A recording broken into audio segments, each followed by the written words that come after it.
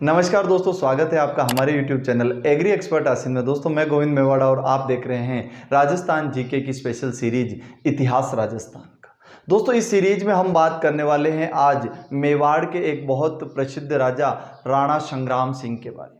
दोस्तों जहां तक हम पहले के वीडियो की बात करें, हम राजस्थान के इस सीरीज जीके की सीरीज इतिहास राजस्थान का में हम बात कर चुके हैं राजस्थान के नामकरण, राजस्थान के इतिहासकार। उसके बाद हम बात कर चुके हैं राजस्थान की सभ्यताओं के बारे में और महाराणा सांगा या मेवाड़ के परिचय के बारे में। ये सारे के सारे वीडियो आपके एग्जाम की दृष्टि से बहुत महत्वपूर्ण होने वाले हैं दोस्तों, और यकीन मानिए कि इतना डेप्थ आप पढ़ के आपको पढ़ने में नहीं मिलेगी। अगर आप इन वीडियो को नहीं देखा है अभी तक तो आप इनको डिस्क्रिप्शन बॉक्स में लिंक दे रखा है प्लेलिस्ट का, वहां से जाके देख सकते हैं। आई बटन में आपको इन वीडियोस के लिंक मिल जाएंगे, वहां से भी आप इन वीडियोस को देख सकते हैं। दोस्तों अगर वीडियोज आपको अच्छे लगते हैं तो आपको एक काम करना है, हमारे इस चैनल को सब्सक्राइब करना है और इस वीडियो को लाइक कर देना। और अगर आप जो फीडबैक देना चाहते हैं वो आप कमेंट बॉक्स में दे सकते हैं। इसके अलावा अगर ये वीडियोज आपको अच्छे लगते हैं तो ज़्यादा से ज़्यादा आप इन वीडियोज को शेयर करें, ताकि अधिक से अधिक विद्यार्थियों तक ये पहुँचे, अभ्यर्थियों तक ये पहुँचे और सभी अभ्यर्थी लाभान्वित हो सकें। दोस्तों हम बात कर लेते हैं आज के इस वीडियो की, जिसमें हम क्या टॉपिक पढ़ने वाले हैं। दोस्तों हम पढ़ेंगे मेवाड़ राज्य की एक बहुत बड़ा नाम या बहुत बड़े शासक जो हुए थे उनकी हम बात करेंगे, और नाम क्या है उनका, महाराणा सांगा। दोस्तों महाराणा सांगा राजस्थान मेवाड़ में या राजस्थान की दृष्टि में एक बहुत बड़ा नाम है इतिहास में, और इनकी आज हम बात करेंगे कि इनका क्या तो वास्तविक नाम था और इन्हें क्या उपाधियां थी, और ये किस वंश में जन्म इन्होंने लिया था, और क्या इनका कार्यकाल का समय था। ये सारी की सारी दोस्तों जिस पैटर्न में हमने महाराणा कुंभा पढ़ा था उसी पैटर्न पे हम पहले सांगा की शुरुआत करेंगे। सारे के सारे जो जनरल आइडियाज या जहां से क्वेश्चन बनते हैं वो सारे सारे हम पहले देखेंगे। उसके बाद हर एक टॉपिक पे विस्तार से चर्चा होगी कि क्या इनके राज्याभिषेक में कुंभा की तरह कोई समस्या आई थी, अगर समस्या आई थी तो उनमें उनका सहयोग किसने दिया था, और क्या क्या घटनाक्रम इनके साथ हुए थे, वो सारी की सारी बातें हम पढ़ेंगे।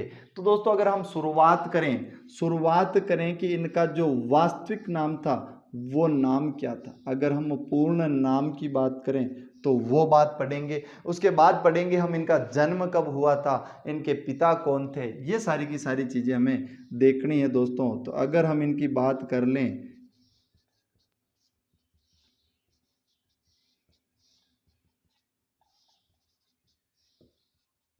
तो दोस्तों अब हम देखते हैं इनके पूर्ण नाम के बारे में। सांगा इनको कहा जाता है, लेकिन इनकी बात करें कि इनका जो वास्तविक नाम था और पूर्ण नाम क्या था, तो पूर्ण नाम था संग्राम सिंह फर्स्ट या संग्राम सिंह प्रथम। यानी इनके बाद एक संग्राम सिंह और हुए हैं, संग्राम सिंह द्वितीय। तो इस वजह से अगर हमें पूछ लिया जाए कि संग्राम सिंह प्रथम कौन थे, तो राणा सांगा के नाम से जो प्रसिद्ध शासक हुए थे वो कौन थे, वो संग्राम सिंह प्रथम थे। संग्राम सिंह द्वितीय इनके बाद में जो आते हैं वो राजा हैं, इन्होंने वैद्यनाथ मंदिर का निर्माण करवाया था। वो मेवाड़ के आगे आने वाली वीडियोज में हम बात करेंगे, लेकिन यहाँ पे हम बात कर रहे हैं महाराणा सांगा की। इनका पूरा नाम क्या है, संग्राम सिंह प्रथम। बात करें इनके जन्म की कि इनका जन्म कब हुआ था, 12 अप्रैल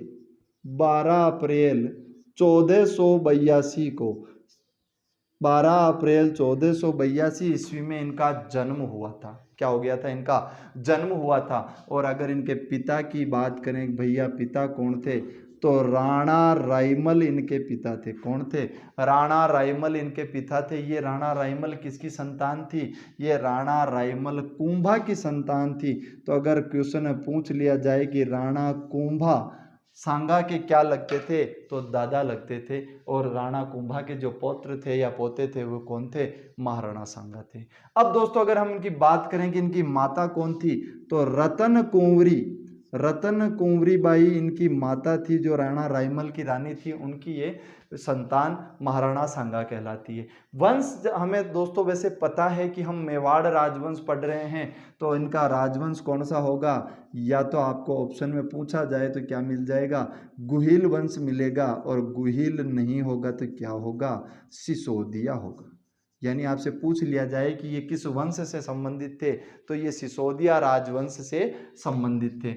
अब दोस्तों थोड़ी सी बात करेंगे हम इनके, तो दोस्तों वंश के बाद में हम बात करेंगे कुछ और बातों के बारे में। तो हम बात कर लेते हैं इनके शासन काल के बारे में, यानी इनके राज्याभिषेक से लेकर इनके मृत्यु तक का जो समय था वो किसी भी राजा का शासन काल कहलाता है। और अगर हम राणा सांगा के शासन काल की बात करें, बहुत छोटा शासन काल था लेकिन बहुत ज़्यादा प्रसिद्ध हुए।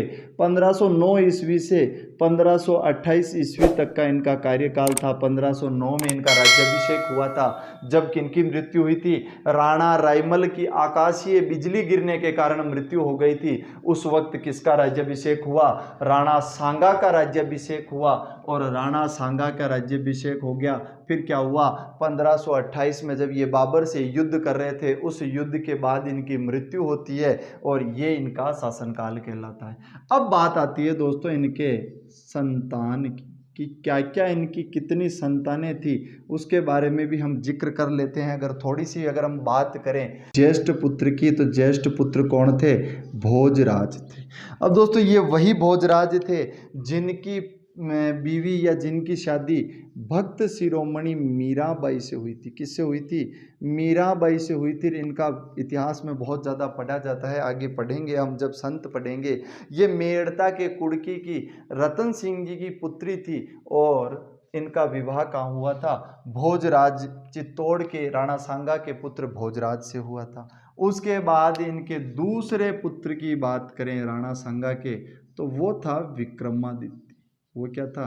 विक्रमादित्य। अब दोस्तों क्या होता है, भोजराज ज्येष्ठ पुत्र हैं, लेकिन इन राणा सांगा की मृत्यु से पूर्व ही भोजराज की मृत्यु एक युद्ध में हो जाती है। युद्ध में ये वीर गति को प्राप्त हो जाते हैं और जब राणा सांगा की मृत्यु होती है तो इनका राज्याभिषेक होता है, लेकिन इनको भी बनवीर मार देता है। कौन मार देता है? बनवीर इनकी हत्या कर देता है। इनकी हत्या करने के बाद में ये इनके तीसरी संतान तक पहुंचता है। तीसरी संतान का क्या नाम था? उदय सिंह। अब इस उदय सिंह की भी हत्या बनवीर के द्वारा करने का प्रयास किया जाता है और इसी प्रयास और इसी घटना के साथ बात आती है या घटना एक उजागर होती है बहुत बड़ी, जिसे स्वामी भक्ति की सबसे बड़ी मिसाल कहा जाए तो कोई अतिशयोक्ति नहीं होगी। मेवाड़ की धाई माता पन्ना धाई। और दोस्तों पन्ना धाई क्या करती है? इनके स्थान पर अपने पुत्र चंदन को सुलाकर बनवीर को बता देती है। बनवीर क्या कर देता है? चंदन की हत्या कर देता है और उदय सिंह को सेफ कुंभलगढ़ पहुंचा दिया जाता है। वहां पे इनका लालन पालन होता है और आगे चलकर राणा सांगा के अगर उत्तराधिकार की बात करें, राज्याभिषेक की बात करें, तो उदय सिंह का राणा सांगा के उत्तराधिकारी के रूप में राज्याभिषेक किया गया था। वो बात आगे हम राणा प्रताप के वीडियो में भी पढ़ेंगे, लेकिन हमने यहाँ देख लिया कि संतान इनकी क्या थी। 3 जो मुख्य संतान थी उनके, ये थोड़ा आपको जनरल आइडिया लग जाए। उसके बाद दोस्तों हम बात करें कि इनको कुछ उपाधियां प्राप्त थी। वो अगर हम उपाधि पढ़ना चाहें कि उपाधियां कौन कौन सी थी, तो उसके बारे में हम थोड़ा सा यहाँ पढ़ लेंगे। और अगर उपाधि की बात करें, उपाधि, तो इनको क्या कहा जाता था? इनको हिंदू पत कहा जाता था। हिंदू पत, हिंदू पथ कहा जाता था। और इनको क्या कहा जाता था? राजपुताने का, राजपुताने का अंतिम हिंदू शासक, अंतिम हिंदू शासक। और इनको और कहा जाता था, इनको कहा जाता था सैनिकों का भग्नावशेष, सैनिकों का भग्नावशेष। देखिए दोस्तों, भग्नावशेष का मतलब होता है भग्न यानी टूटा फूटा, अवशेष यानी जो बचा हुआ है। यानी ये जो उपाधि थी दी थी, ये कर्नल जेम्स टॉड ने दी थी। ये जो उपाधि दी थी, पूछा जाता है किसने दी थी? कर्नल जेम्स टॉड ने कहा था। क्या कहा था? कि राणा कुंभा क्या है? सैनिकों का भग्नावशेष है। तो दोस्तों अगर हम बात करें इनके उपाधियों की, तो हिंदू पथ कहा गया था इनको, और उसके अलावा इनको कहा गया था राजपुताने का अंतिम हिंदू शासक। अब देखिएगा दोस्तों, आगे हम पढ़ेंगे क्यों कहा गया था। पाती पेरवण पद्धति के लिए या पाती पेरवण पद्धति का उपयोग करने वाले ये राजपूताने के अंतिम हिंदू शासक थे, जिन्होंने पाती पेरवण पद्धति के दौरान सारे राजपूताने या लगभग यूं कह दीजिए राजपूताने के आसपास के सभी हिंदू शासकों को एकत्रित किया था और बाबर के साथ या बाबर के अगेंस्ट युद्ध लड़े थे। तो इस पद्धति से युद्ध लड़ने वाले ये राजपूताने के अंतिम हिंदू शासक थे। इसके बाद इस पद्धति का उपयोग किसी भी हिंदू शासक ने नहीं किया, या यूं कह लीजिए कि इनके बाद कभी भी राजपूताने के सभी हिंदू शासकों में एकजुटता नहीं देखी गई, तो वो आप ऐसा भी कह सकते हैं। उसके बाद दोस्तों इनको कहा गया सैनिकों का भग्नावशेष। ये कर्नल जेम्स टोड ने कहा था। क्यों कहा था दोस्तों? देखिए, एक हाथ, एक पैर, एक आंख ये अपने गवा चुके थे तो युद्ध में, और लगभग इनके प्रमाण मिलते हैं कि एक हाथ और एक आंख तो इन्होंने कब गवा दी थी? जब ये उत्तराधिकार की लड़ाई लड़ रहे थे। किनके साथ? अपने ही भाई जयमल और पृथ्वीराज सिसोदिया के साथ जब ये लड़ रहे थे तो इन्होंने अपनी एक आंख और एक हाथ गवा दिया था। उसके बाद एक पैर और गवाया इन्होंने युद्ध में, और इनके शरीर पर 80 घाव लगे हुए थे। ऑलमोस्ट ये शरीर बिल्कुल अवशेष बच गया था। किस रूप में? भग्न रूप में। इनकी टूटा फूटा शरीर बच गया था, फिर भी वो शासक अंतिम समय तक लड़ रहा था, अंतिम समय तक लड़ना चाह रहा था। इसीलिए कर्नल जेम्स टोड ने इनको सैनिकों का भग्नावशेष कहा है। और दोस्तों ये जो हम जब आज नहीं छोटे जब गाया करते थे, या अभी भी वो गीत चलता है, तन पर 100 घाव लगेंगे मैं राणा बन जाऊंगा, तो उस राणा सांगा के लिए ये लाइनें कही जाती है। और इतिहास में बहुत सारे राणा हुए हैं, लेकिन अगर माना जाए इनको योद्धा के रूप में तो सबसे प्रसिद्ध शासक कौन हुए? राणा सांगा हुए। तो दोस्तों ये था इनका मुख्य आइडेंटिफिकेशन, या यूं कह दीजिए प्रस्तावना के रूप में जो क्वेश्चन पूछे जाते हैं सीधे के सीधे आप इनका स्क्रीनशॉट ले सकते हैं। दोस्तों इसके बाद हम बात करेंगे इनके राज्याभिषेक में आने वाली समस्याएं या इनके प्रारंभिक जीवन के बारे में। देखिए दोस्तों, जिस तरह राणा कुंभा को राज्याभिषेक के बाद में कुछ समस्याएं थी, उसी तरह राणा सांगा के राज्याभिषेक से पूर्व समस्याएं थी। जब राणा रायमल जीवित थे उसी समय से ये समस्याएं शुरू हो गई थी। क्या ये समस्याएं थी उनकी हम बात करेंगे, और उसके बाद हम इनके शासनकाल को लिखेंगे। दोस्तों मैं यहाँ पे जब भी किसी राणा या राजा को पढ़ाता हूँ तो मैं यहाँ पे उनका शासनकाल अवश्य लिख देता हूँ, ताकि हम जब तक पढ़ेंगे तब तक इस शासनकाल पे हमारी नज़र रहेगी तो ये हमें याद हो जाएगा। लेकिन हम इस घटना तक, ये जो राणा सांगा है ये राणा नहीं बने हैं, महाराणा नहीं बने। ये जो घटना है ये घटना है इनके राणा बनने से पूर्व की। तो एक लड़ाई हो गई, उसे क्या कह दिया गया? राज्याभिषेक के लिए संघर्ष कह दिया गया। राज्याभिषेक का संघर्ष, माफ कीजिए, उत्तराधिकार का संघर्ष, इसे क्या कह दिया गया? उत्तराधिकार का संघर्ष कह दिया गया। दोस्तों इतिहास में हमें बहुत सारी जगह उत्तराधिकार का संघर्ष देखने को मिला है, लेकिन अगर हम बात करें तो हमें मेवाड़ में उत्तराधिकार का संघर्ष लगभग यहीं देखने को मिला है। इसके अलावा हमें देखने को नहीं मिला है। देखिए दोस्तों, अगर हम बात करें कि राणा रायमल कौन थे, राणा रायमल जो थे, राणा रायमल राणा कुंभा के संतान थी और ये राणा बने। इनके राणा बनने के बाद इनके जो संतान हुई वो 3। पहले या ज्येष्ठ पुत्र कहा जाए तो पृथ्वीराज सिसोदिया, और पृथ्वीराज सिसोदिया इनको क्या कहा जाता था? इनको कहा जाता था उड़वा राजकुमार या उड़ना राजकुमार। दोनों नाम मिलते हैं, उड़वा या उड़ना। क्यों कहा जाता था? कहा जाता है कि इनकी जो 2 धावक जो थे ये तेज धावक थे, इनकी चाल अच्छी थी, तो तेज धावक होने के कारण इनको क्या कहा जाता था? उड़वा राजकुमार कहा जाता था। अब दोस्तों सबसे बड़े तो ये हो गए। उसके बाद अगर हम बात करें तो दूसरे हो गए जयमल, और तीसरे कौन थे?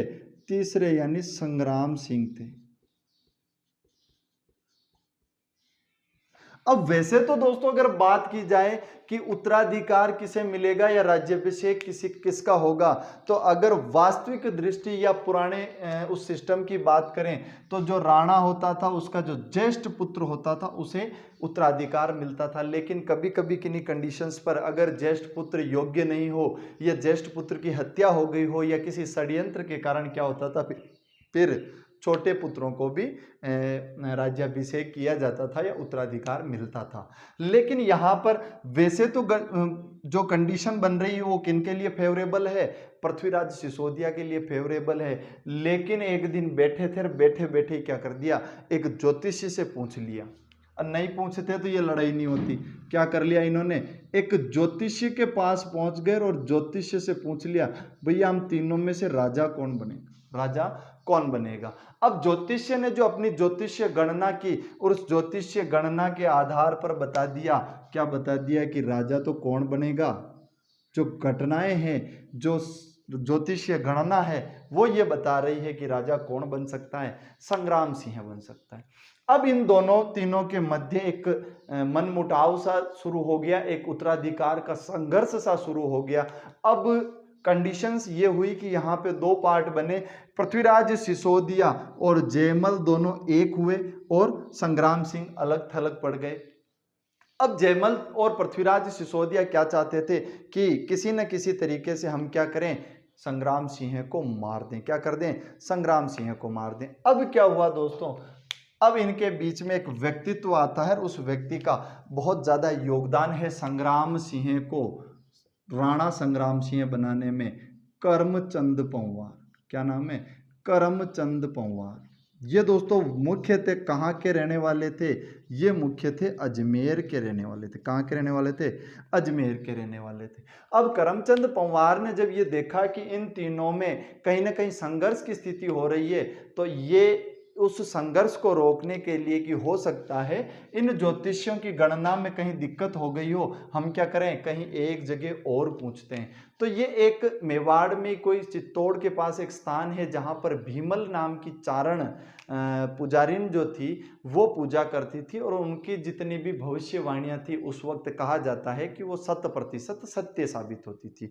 तो क्वेश्चन पूछा जाता है कि किस चारण जाति की किस पुजारिन के पास इन्होंने अपना वापस ये ज्योतिष्य दिखवाया था या भविष्य की बात पूछी थी कि राजा कौन बनेगा, तो भीमल चारणी नामक पुजारिन से इन्होंने पूछ लिया और इसने भी क्या कह दिया, भैया राजा तो कौन बनेगा, कि जो इतिहास की जो आगे भविष्यवाणी की जो संभावनाएं लग रही है वो ये लग रही है कि संग्राम सिंह ही बनेगा। अब कहते हैं कि उसी गुफा या उसी स्थान पर पृथ्वीराज सिसोदिया और जयमल दोनों ने आक्रमण किया था और इसी आक्रमण में महाराणा संग्राम सिंह या उस वक्त कुंवर संग्राम सिंह की एक आंख चली गई थी, एक आंख चली गई थी, ऐसा इतिहासकार बताते हैं। यहां से बीच बचाव करते हैं कौन, करमचंद पंवार, और करमचंद पंवार महाराणा संग्राम सिंह को ले जाते हैं अपने निवास स्थान, कहां पे ले जाते हैं, अजमेर ले जाते हैं।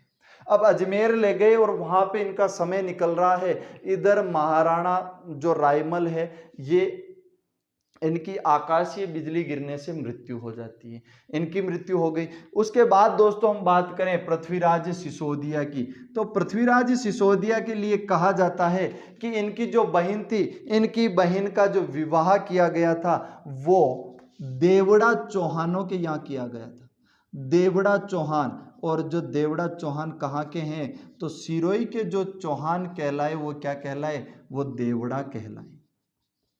देखिए दोस्तों हमने जब हालांकि अभी तक नहीं पढ़ा है लेकिन आपने कहीं देखा हो तो पढ़ा हो तो ये जानते हैं कि चौहानों की अलग अलग शाखाएं हैं। अगर गागरोन में चौहान की शाखा पूछी जाए कि कौन से चौहान थे तो वहाँ खींची चौहान थे। अगर हम जालोर की बात करें तो वहाँ सोनगरा चौहान थे। और अगर हम बात करें कि सिरोही में कौन से चौहान थे तो वहाँ पर देवड़ा चौहान थे। और कहा जाता है पृथ्वीराज सिसोदिया के जो बहनोई थे वो जगमाल देवड़ा थे। कौन थे, जगमाल देवड़ा थे।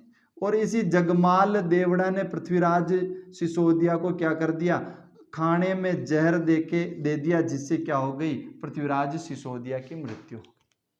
उसके बाद जयमल की भी मृत्यु के प्रमाण बताए जाते हैं, लेकिन जयमल क्या थे, पृथ्वीराज सिसोदिया तो महाराणा बनने के लायक थे, लेकिन इनमें इतनी क्षमताएं नहीं बताई जाती है। तो पृथ्वीराज सिसोदिया की तो मृत्यु हो गई सिरोही के जगमाल देवड़ा के द्वारा, जहर दे के मार दिया गया। उसके बाद जयमल को की भी मृत्यु हो गई। तो अपने आप 1509 में, अब मैं इनका शासनकाल लिखूंगा, अपने आप एक कंडीशन बनी 1509 में ये शासक बने, कहाँ के, मेवाड़ के शासक बने। और इसमें किनका योगदान सबसे ज्यादा था, तो करमचंद पंवार का सबसे ज्यादा योगदान था। क्वेश्चन पूछा जाता है महाराणा संग्राम सिंह के राज्याभिषेक में सर्वाधिक योगदान किस व्यक्ति का था, करमचंद पंवार का था। अब दोस्तों पृथ्वीराज सिसोदिया के बारे में थोड़ी सी हम बात कर लेते हैं। इसी पृथ्वीराज सिसोदिया की पत्नी तारा देवी, नाम क्या था, तारा देवी।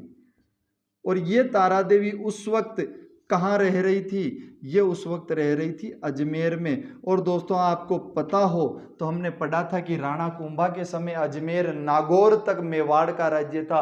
और ये अजमेर का जो गढ़ था, गढ़ कौन सा, तारागढ़, ये गढ़ उस वक्त मेवाड़ के आधिपत्य में था। और उस वक्त ये तारा देवी अजमेर में रह रही थी। तो पृथ्वीराज सिसोदिया ने इस गढ़ में कुछ निर्माण कार्य करवाया था और कुछ निर्माण कार्य करवाकर अपनी पत्नी तारा देवी के नाम पर इस गढ़ का क्या नाम कर दिया, तारागढ़ नाम कर दिया। क्वेश्चन पूछा जाता है कि तारागढ़ नाम किसने रखा था, पृथ्वीराज सिसोदिया ने रखा था। क्यों रखा था, अपनी पत्नी तारा देवी के नाम।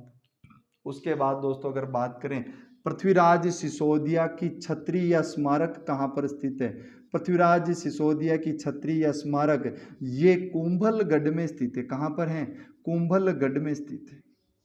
हम छत्रियों जब पढ़ेंगे तब भी बात करेंगे, लेकिन क्योंकि हमने यहाँ पृथ्वीराज सिसोदिया पढ़ा तो ये सारी की सारी चीजें हम यहाँ क्लियर कर लेते हैं। अब दोस्तों सारा गणित क्लियर हो गया पृथ्वीराज, क्योंकि भविष्यवाणी हुई थी दो दो जगह से, ज्योतिष्य ने कहा था, भीमल चारणी ने कहा था।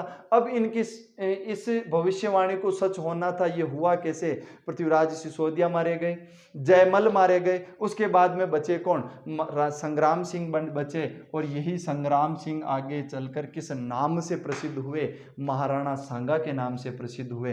तो दोस्तों आप इसका स्क्रीनशॉट ले लीजिए। उसके बाद हम बात करेंगे इनके आगे आने वाले युद्ध के बारे में, क्योंकि इन्होंने सबसे ज्यादा युद्ध लड़े थे मेवाड़ के लिए।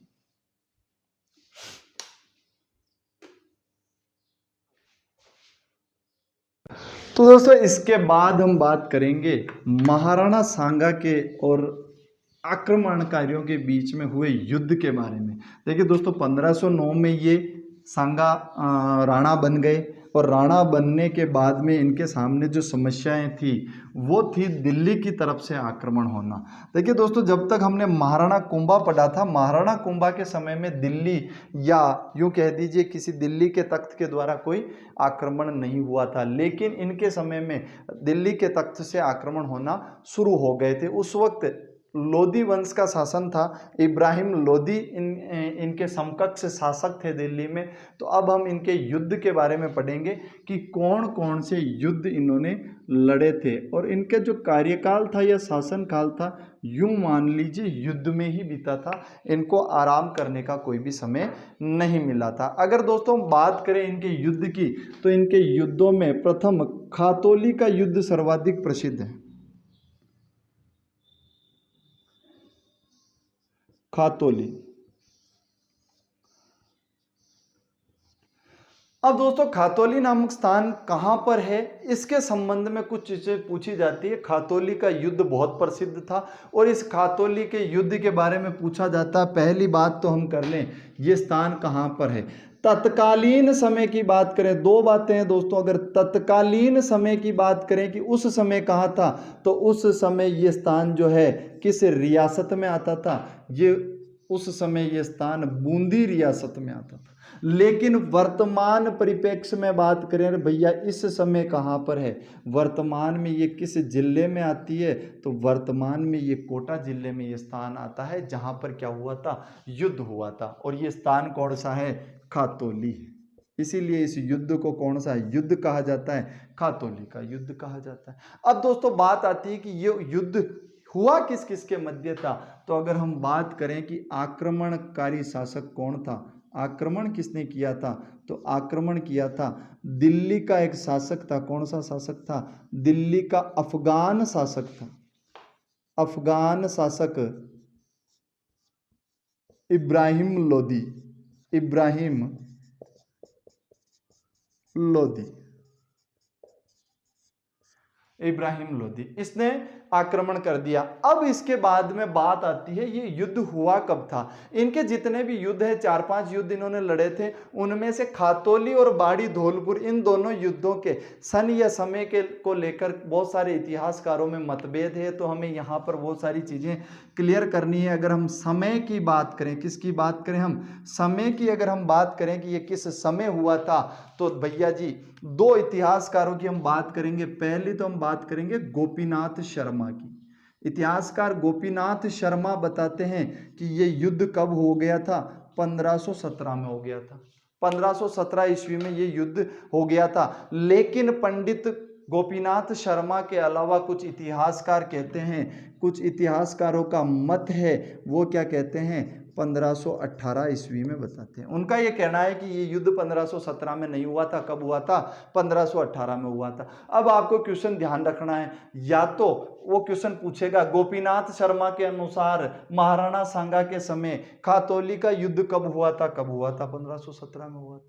या फिर वो पूछेगा कि आपका नॉर्मल पूछ लिया, गोपीनाथ शर्मा नहीं देता है, 1517 भी ऑप्शन में नहीं है, तो फिर क्या है, 1518 में हुआ था। ये थोड़ा सा आप ध्यान रखना। देखिए दोस्तों, जहां पर कंफ्यूजन है मैं एक साथ क्लियर कर रहा हूं कि ये 2 कंडीशंस बन सकती है। अगर क्वेश्चन इस तरह पूछा जाए तो आपको उत्तर ये देना है, और अगर दूसरे रास्ते से या दूसरे वे में क्वेश्चन पूछ लिया जाए तो आपको आंसर इस तरह से देना है। अब दोस्तों, अगर हम बात करें कि इस युद्ध में विजय किसकी हुई थी, इस युद्ध में विजय किसकी हुई थी, तो विजय तो भैया किसकी हुई थी, महाराणा सांगा की हुई थी, महाराणा सांगा की हुई थी। और यही कारण है कि ये इब्राहिम लोदी आगे जाकर बाबर को आमंत्रित करता है। बाबर कौन था उस वक्त, लूटमार मचाया करते थे और कुछ लूटमार अपने देश में ले जाया करते थे, यही कार्य उनका हुआ करता था। और ये इब्राहिम लोदी आगे चलकर क्या करेगा, बाबर को आमंत्रित करेगा लूटने के लिए। क्या लूटने के लिए,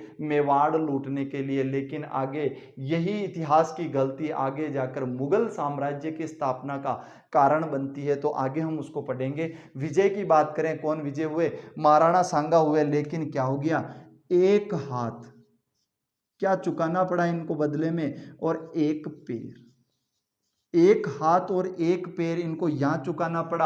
आंख इन्होंने अपने भाइयों से लड़ते हुए चुका ली, और उसके बाद में 80 घाव इनको कब मिल गए, जब खानवा और बयाना के दोनों के युद्ध के मध्य 1 महीने का समय मिला, बहुत कम अंतराल मिला, उस समय इनको 80 घाव लगे थे। और फिर भी ये लड़ना चाह रहे थे, इसीलिए इनको कर्नल जेम्स टॉड ने सैनिकों का भग्नावशेष कह दिया। तो दोस्तों, ये हो गया खातौली के युद्ध के बारे में छोटा मोटा आइडिया, जहां से क्वेश्चन पूछे जाते हैं। हर एक लाइन क्वेश्चन है, तो इसका आप स्क्रीनशॉट ले लीजिए। उसके बाद हम अगले युद्ध की बात करेंगे।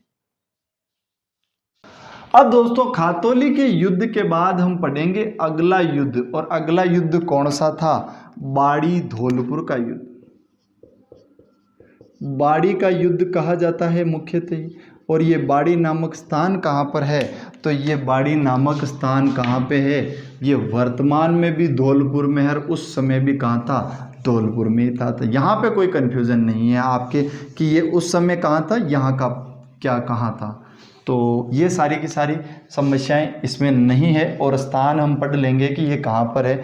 तो दोस्तों, अगर हम बात करें कि ये युद्ध कहाँ पे हुआ था, तो स्थान की अगर हम बात करें तो स्थान कौन सा था, बाड़ी नामक स्थान था। और ये बाड़ी नामक स्थान कहाँ पर है, वर्तमान में ये धौलपुर में है, उस वक्त भी कहाँ था, धौलपुर में ही था।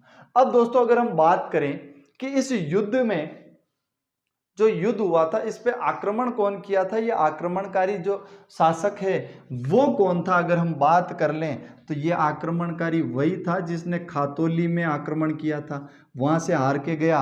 अब कौन बैठेगा हार के, वापस कर दिया। नाम क्या था, इब्राहिम लोदी। हम पहले ही बात कर चुके हैं, बार बार ये लिखना जरूरी नहीं है दोस्तों कि ये दिल्ली का था या अफगान शासक था। ये आपको याद रखना है स्वयं कि ये क्या था, इब्राहिम लोदी क्या था, दिल्ली का एक शासक था। दिल्ली में किस वंश का, लोदी वंश का या अफगान शासक था जिसने यहाँ पर अपना आक्रमण किया था। अब दोस्तों आक्रमण हुआ है तो कारण भी कुछ रहा होगा। जब ये खातौली के युद्ध में हार गया उसके बाद क्या हुआ दोस्तों, बाड़ी धौलपुर में एक किला है, अफगानी शैली में बना हुआ किला, बाड़ी का किला जिसे कहा जाता है। और ये किस शैली का किला है, अफगानी शैली में बना राजस्थान का एकमात्र किला है। इस किले को लेकर लड़ाई हुई थी, मेवाड़ पर इसका आधिपत्य था, ये छोड़ना नहीं चाहते थे और इब्राहिम लोदी इसे पाना चाहता था। तो ये जो अफगानी शैली का एकमात्र किला है बाड़ी का किला, यही कारण बना बाड़ी धौलपुर के युद्ध का। अब दोस्तों इस समय क्या था, 1517 या 18 तो खातौली का बताया जाता है, उसके बाद ही ये युद्ध हुआ था। तो ये कब हुआ था, 1519 में ये युद्ध हुआ माना जाता है। अब दोस्तों इस समय इब्राहिम लोदी की सेना का नेतृत्व किसने किया था, सेनापति कौन थे, उसके संदर्भ में क्वेश्चन पूछे जाते हैं कि इस युद्ध में सेनापति कौन थे। तो दोस्तों अफगानी सेना का जो नेतृत्व किया था वो मियां माखन और मियां हुसैन ने किया था। ये दो इनके सेनापति थे जिन्होंने इस युद्ध में इस सेना का नेतृत्व किया था। क्वेश्चन पूछा जाता है बाड़ी धौलपुर में अफगानी सेना या दिल्ली की सेना का प्रतिनिधित्व किसने कर दिया, मियां माखन और मियां हुसैन ने कर दिया। ये किससे लड़े, राणा सांगा से लड़े और जीता कौन। बात अंतिम, परिणाम क्या आया, और परिणाम ये आया राणा सांगा जीते, सांगा की विजय हो गई। यहां भी राणा जीत गए।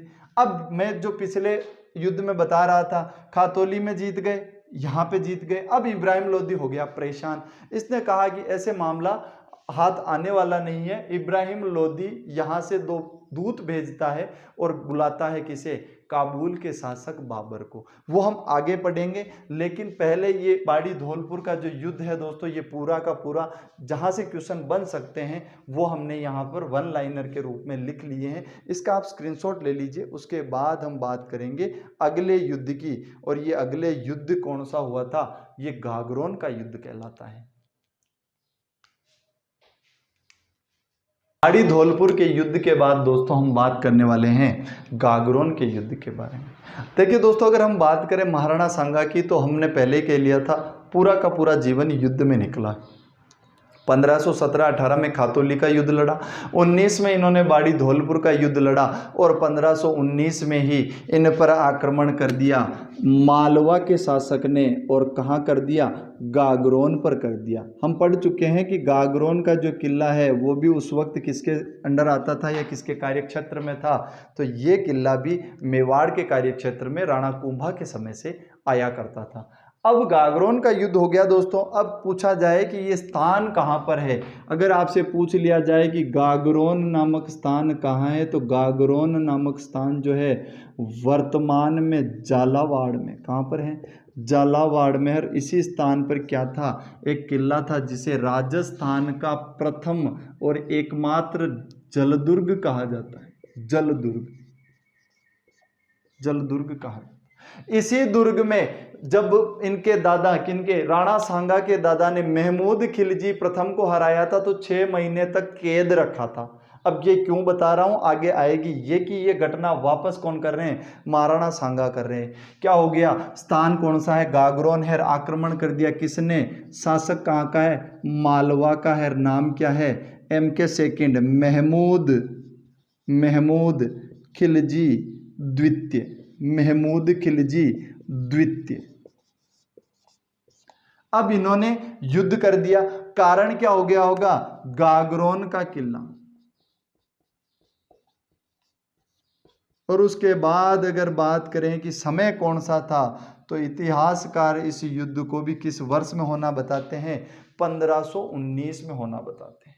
अब दोस्तों अगर हम बात करें कि गागरोन के युद्ध में राणा सांगा की तरफ से सेनापति कौन थे, मेवाड़ की तरफ से सेनापति कौन थे, तो मेदिनी राय नामक सेनापति, मेदिनी राय। और ये मेदिनी राय कौन थे जी, ये थे किलेदार थे, कहाँ के, गागरोन के किलेदार थे। उस वक्त गागरोन के किलेदार थे।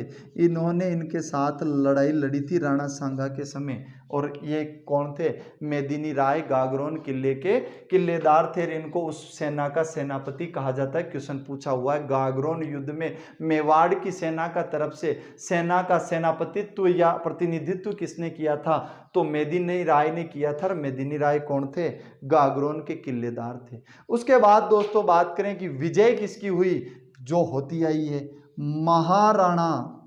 महाराणा सांगा की विजय हो गई। महाराणा सांगा की क्या हो गई, विजय हो गई। अब दोस्तों ये विजय तो हो गई, लेकिन उदारतावादी कह दीजिए या इसे दूरदर्शिता कह दीजिए, कुछ भी कह दीजिए, क्या कर दिया सांगा ने, महमूद खिलजी को, किसको, महमूद खिलजी को 6 माह कैद रखकर, कितने महीने, 6 महीने कैद रख लिया और रखकर फिर वापस छोड़ दिया, रखकर छोड़ दिया। अब उस वक्त क्या होता था दोस्तों, कुछ शासक तो क्या करते थे, अपने दुश्मन को देखा मारा खत्म, किस्सा खत्म सीधा। कुछ क्या करते थे, उन्हें कुछ समय तक कैद रखते थे, उसके बाद में उनसे कुछ पैसों के रूप में या टनका, जिस उस वक्त जो बोली जाती थी जो भाषा, टनका लेकर छोड़ दिया जाता था। तो कहा जाता है कि इनको भी महमूद खिलजी द्वितीय को भी कितने महीने, 6 महीने कैद में रखकर सांगा ने छोड़ दिया था। ऐसा का ऐसा कार्य इसके दादा ने भी किया था। दादा कौन, कुंभा। दादा कौन थे, कुंभा। युद्ध क्या था, गागरोन पे हुआ था और इसके भी कौन था, महमूद खिलजी फर्स्ट, शासक मालवा का ही ये फर्स्ट था। दादा ने 6 महीने कैद रखा, छोड़ दिया। ये सांगा थे, सेकंड को 6 महीने जेल रखा, छोड़ दिया। तो ये इतिहास में समानताएं बताई जाती है कि जो कार्य दादा ने किया था उसी की पुनरावृत्ति राणा सांगा ने की थी। किस शासक के प्रति, मालवा के महमूद खिलजी द्वितीय के प्रति रखी थी। गागरोन के किले में कैद रखा था, कितने समय, 6 माह, और फिर क्या कर दिया, छोड़ दिया। अब अगर बात करें कि भैया ये जो घटना है, इस घटना की कहीं जानकारी मिलती है क्या, कहीं जानकारी है लिखित प्रमाण की, तो है। निजामुद्दीन अहमद के द्वारा लिखित, निजामुद्दीन अहमद के द्वारा लिखित तबकाते अकबरी नामक ग्रंथ में इस घटना का वर्णन किया गया है। किसने किया था, निजामुद्दीन अहमद ने किया था। क्या कहा कि भैया राणा सांगा जीते 1519 के युद्ध में, 6 महीने कैद रखा था फिर छोड़ दिया था। कोई पूछ ले कि इस घटना के प्रमाण आपको लिखित रूप में कहाँ मिलते हैं, तो कहाँ मिलते हैं, तबकाते अकबरी नामक ग्रंथ में मिलते हैं। इसको किसने बनाया था, लिखा था, निजामुद्दीन अहमद ने लिखा था। तो दोस्तों ये था महाराणा सांगा का प्रथम भाग। आज हम इतना ही पढ़ेंगे क्योंकि वीडियो बहुत ज़्यादा लंबा हो जाएगा और इतना फिर विद्यार्थियों के लिए पढ़ने में थोड़ा सा टफ रहता है। आगे के जो युद्ध हैं, जिसमें हम बयाना का युद्ध है, उसके बाद पाती पेरवण पद्धति है, और उस पद्धति से सारे हिंदू राजाओं को साथ लेके बाबर के ही अगेंस्ट वापस खानवा का जो युद्ध हुआ था उसके बारे में, और उसके बाद हम बात करेंगे महाराणा सांगा के अंतिम समय के बारे में। ये सारी हम बातें करेंगे दोस्तों किसमें, अगले भाग में। तो राणा सांगा का भाग प्रथम यहीं तक दोस्तों। उम्मीद करता हूँ ये आपके लिए लाभदायक सिद्ध होगा, ये आपको समझ में आया होगा। और अगर आपको ये वीडियो अच्छा लगता है तो ज़्यादा से ज़्यादा शेयर करें, ज़्यादा से ज़्यादा कमेंट करें, और चैनल को अगर सब्सक्राइब नहीं किया है तो सब्सक्राइब जरूर करें। धन्यवाद दोस्तों, जय हिंद।